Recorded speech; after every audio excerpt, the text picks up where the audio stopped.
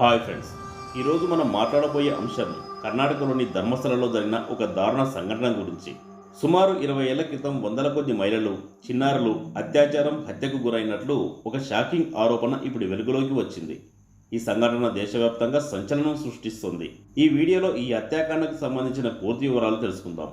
అంతేకాదు, ఈ సంఘటనకు సంబంధించిన చాలా కొత్త విషయాలు, ఆసక్తికరమైన నిగూఢ విషయాలు కూడా మీరు తెలుసుకుంటారు. కాబట్టి ఈ వీడియో చివరి వరకు చూడండి. మీ అభిప్రాయాలను కామెంట్ బాక్స్లో కామెంట్ చేయండి. ఇక వివరాలకు వెళితే, ధర్మస్థల కర్ణాటకలోని దక్షిణ కన్నడ జిల్లాలో ఉన్న ఒక ప్రసిద్ధ పుణ్యక్షేత్రం. ఇక్కడున్న శ్రీ మంజునాథ స్వామి ఆలయం కోసం దేశవ్యాప్తంగా లక్షలాది మంది భక్తులు వస్తారు. ఈ ఆలయం హిందూ, జైన సంప్రదాయాల సమ్మేళనంగా ప్రసిద్ధి చెందింది. హెగ్గడే కుటుంబం ఈ ఆలయ నిర్వహణను చూస్తుంది. వీరు రాజకీయ, సామాజిక ప్రభావం కలిగిన శక్తివంతమైన కుటుంబంగా పరిగణించబడుతుంది. కానీ ఈ పవిత్ర క్షేత్రం నీడలో దాగి ఉన్న ఒక భయానక రహస్యం ఇప్పుడు బయటపడుతుంది. ఈ సంఘటన 2025 జూలై 3న ఒక మాజీ శానిటేషన్ కార్మికుడు ధర్మస్థల పోలీస్ స్టేషన్లో ఫిర్యాదు దాఖలు చేయడంతో వెలుగులోకి వచ్చింది. ఈ వ్యక్తి దళిత సామాజిక వర్గానికి చెందినవాడు. 1995 నుండి 2014 వరకు ధర్మస్థల ఆలయ నిర్వహణలో శానిటేషన్ కార్మికుడిగా పనిచేశాడు. అతని ఫిర్యాదు ప్రకారం ఈ 19 ఏళ్ల కాలంలో అతను వందల కొద్ది మృతదేహాలను, ముఖ్యంగా మహిళలు మరియు చిన్నారుల శవాలను రహస్యంగా పూడ్చడానికి లేదా కాల్చడానికి బలవంతంగా అంగీకరించాడు. అతను ఆ పని చేయకపోతే అతనిని కూడా అక్కడే ముక్కలుగా నరికి సమాధి చేస్తామని బెదిరించడంతో అతను ఆ మహిళల శవాలను పూడ్చడానికి అంగీకరించక తప్పలేదు. అయితే ఈ మృతదేహాల్లో చాలా వరకు అత్యాచారం, హత్యకు గురైనవని అతను ఆరోపిస్తున్నాడు. కొన్ని శవాలపై గాయాలు, గొంతు బిగించిన గుర్తులు, యాసిడ్తో కాలిన గాయాలు ఉన్నాయని అతను చెప్పాడు.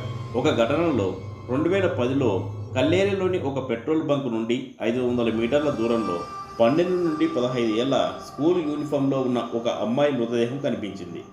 ఆమె శరీరంపై అత్యాచారం, హత్యా గుర్తులు ఉన్నాయని, ఆమె స్కూల్ బ్యాగ్తో సహా ఆ శవాన్ని పూడ్చమని ఆదేశించారని అతడు వెల్లడించాడు. మరో సంఘటనలో 20 ఏళ్ల యువతి ముఖం యాసిడ్తో కాల్చబడి ఆ శవాన్ని డీజిల్తో కాల్చమని ఆదేశించారని అతడు చెప్పాడు. ఈ ఆరోపణలు ఆలయ నిర్వహణలోని కొందరు శక్తివంతమైన వ్యక్తులతో సంబంధం కలిగి ఉన్నాయని, తనకు ప్రాణరక్షణ కల్పిస్తే వారి పేర్లు వెల్లడిస్తానని చెప్పాడు. ప్రస్తుతం అతను రహస్యంగా ధర్మస్థలకు తిరిగి వచ్చి తాను పూడ్చిన కొన్ని శవాలను తవ్వి వాటి ఫోటోలను ఆధారంగా పోలీసులకు సమర్పించాడు. అతని ఫిర్యాదుతో పాటు తన ఆధార్ కార్డు, ఆలయ నిర్వహణ జారీ చేసిన గుర్తింపు కార్డు, ఓటర్ ఐడి వంటి ఆధారాలు కూడా అందించాడు. ఈ ఆధారాలతో పాటు అతను తన ఆరోపణలకు విశ్వసనీయతను కూడా జోడించాడు. ఈ ఫిర్యాదు ఆధారంగా జూలై 4, 2025న ధర్మస్థల పోలీస్ స్టేషన్లో భారతీయ న్యాయ సంహిత సెక్షన్ 211A కింద కేసు నమోదు చేయబడింది. జూలై 11న ఈ వ్యక్తి బెల్తంగడి కోర్టులో జడ్జి ముందు తన వాంగ్మూలాన్ని రికార్డు చేశాడు. అయితే ముఖానికి మాస్క్ ధరించి భారీ పోలీసు భద్రత మధ్య కోర్టుకు హాజరయ్యాడు. అతను తవ్విన కొన్ని అస్థిపంజరాలను కూడా కోర్టు ముందు సమర్పించాడు. దక్షిణ కన్నడ ఎస్పీ ఈ కేసును విచారిస్తున్నట్టు తెలిపారు. శవాలను తవ్వడానికి కోర్టు అనుమతి తీసుకున్నారు. కానీ ఇంతవరకు తవ్వకాలు ప్రారంభం కాలేదు. కర్ణాటక మహిళా కమిషన్ చైర్పర్సన్ నాగలక్ష్మి చౌదరి ఈ కేసును సీరియస్గా తీసుకుని గత 20 ఏళ్లలో ధర్మస్థలలో అదృశ్యమైన మహిళలు, విద్యార్థినుల డేటాను సేకరించాలని పోలీసులను ఆదేశించారు. అలాగే ఈ కేసును స్పెషల్ ఇన్వెస్టిగేషన్ టీం సిట్ ద్వారా విచారించాలని ముఖ్యమంత్రి సిద్ధరామయ్యకు విజ్ఞప్తి చేశారు. అయితే ధర్మస్థలంలో ఇటువంటి ఆరోపణలు ఇదే మొదటిసారి కాదు.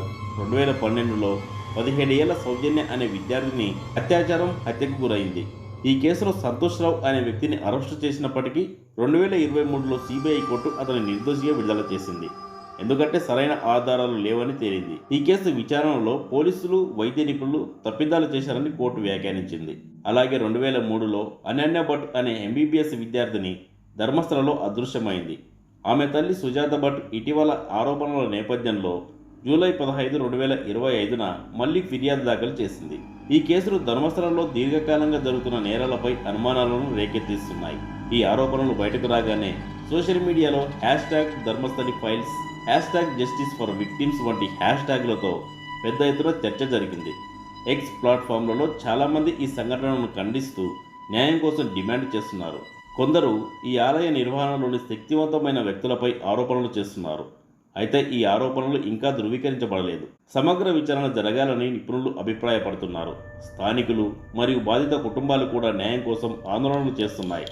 గత 20 ఏళ్లలో దాదాపు 200 మందికి పైగా మహిళలు అదృశ్యమైనట్లు లేదా అసహజ మరణాలకు గురైనట్లు స్థానికులు ఆరోపిస్తున్నారు. ధర్మస్థల గ్రామ పంచాయతీ వైస్ ప్రెసిడెంట్ శ్రీనివాసరావు ఈ ఆరోపణలను ఖండించారు. 1980ల నుండి అన్ని అసహజ మరణాల రికార్డులు తమ వద్ద ఉన్నాయని, గుర్తు తెలియని శవాలను పోలీసులు రిజిస్టర్ చేసిన తర్వాతనే పూడ్చినట్లు ఆయన చెప్పారు. అయితే గతంలో సౌజన్య కేసు వంటి సంఘటనల్లో పోలీసుల విచారణలో లోపాలు, ఆధారాల మాయం, సీసీటీవీ ఫుటేజ్ అదృశ్యం వంటి సమస్యలు కూడా ఈ కేసుపై అనుమానాలను రేకెత్తిస్తున్నాయి. ఈ ఆరోపణల వెనుక రాజకీయ లేదా వ్యక్తిగత కక్షలు ఉండొచ్చని కొందరు అనుమానిస్తున్నారు. ధర్మస్థల హత్యాకాండ ఆరోపణలు నిజమైతే ఇది దేశంలోనే అత్యంత దారుణమైన నేరాల్లో ఒకటిగా నిలుస్తుంది. ఈ కేసులో న్యాయం జరగాలంటే పారదర్శకమైన, నిష్పక్షపాతమైన విచారణ అవసరం. బాధిత కుటుంబాలు, స్థానికులు, యాక్టివిస్టుల కోరిక మేరకు ఈ సంచలన ఫిర్యాదు తర్వాత కర్ణాటక ప్రభుత్వం ఈ కేసును విచారించడానికి ప్రత్యేక దర్యాప్తు బృందం సిట్ను ఏర్పాటు చేయడానికి అంగీకరించింది. సుప్రీంకోర్టు విశ్రాంత న్యాయమూర్తి జస్టిస్ వి గోపాలగౌడ్ నేతృత్వంలోని బృందం కర్ణాటక మహిళా కమిషన్ ఈ కేసుపై నిష్పక్షపాత దర్యాప్తు కోసం ముఖ్యమంత్రి సిద్ధరామయ్యను కలిసి విజ్ఞప్తి చేశాయి. ఈ సిట్ దర్యాప్తు ద్వారా ఈ హత్యల వెనుక ఉన్న నిజాలు, నిందితులు, ఈ ఘోరాలను దాచిపెట్టిన వ్యవస్థ గురించి సమాచారం బయటకు రావచ్చు. దక్షిణ కన్నడ పోలీసులు ఇప్పటికే ఈ కేసును సీరియస్గా తీసుకున్నారని, ఆధారాల సేకరణలో నిమగ్నమై ఉన్నారని కర్ణాటక రాష్ట్ర ఆరోగ్య శాఖ మంత్రి దినేష్ గుండూరావు తెలిపారు. చూద్దాం మరి ఏం జరుగుతుందో. మీరు ఈ సంఘటన గురించి ఏమనుకుంటున్నారు? ఈ కేసులో న్యాయం జరుగుతుందని మీరు భావిస్తున్నారా? కామెంట్స్లో మీ అభిప్రాయాలను తెలియజేయండి. ఇలాంటి మరిన్ని వీడియోల కోసం మా ఛానల్ ఇప్పుడే సబ్స్క్రైబ్ చేసుకోండి. న్యాయం కోసం పోరాడే ఈ గొంతుకలో మీరు కూడా భాగం కండి. ధన్యవాదాలు. మళ్ళీ కలుద్దాం.